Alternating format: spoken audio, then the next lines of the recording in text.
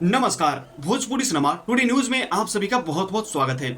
फिलहाल हम आपको बताने वाले हैं भोजपुरी इंडस्ट्री के बहुत ही अच्छे कलाकार एवं अभिनेता रितेश पांडे जी का एक नया गाना लॉन्च हुआ है जो कि काफ़ी बेहतरीन है। आपको यह गाना काफ़ी अच्छा लगेगा। अगर आप रितेश पांडे के फ़ैन हैं तो आपके लिए यह बहुत अच्छी एक खबर है, जो कि रितेश पांडे का जो यह गाना है वह काफ़ी बेहतरीन गाना है, आपको काफ़ी पसंद आने वाला है। तो दोस्तों, रितेश पांडे जो गाना रिलीज़ हुआ है उस गाने का बोल है ऊहे दर्द के बूझी। ऊहे दर्द के बूझी जो कि एक बहुत ही बेहतरीन सैड सॉन्ग है जो कि आप सुनकर एक अलग सा फील करेंगे।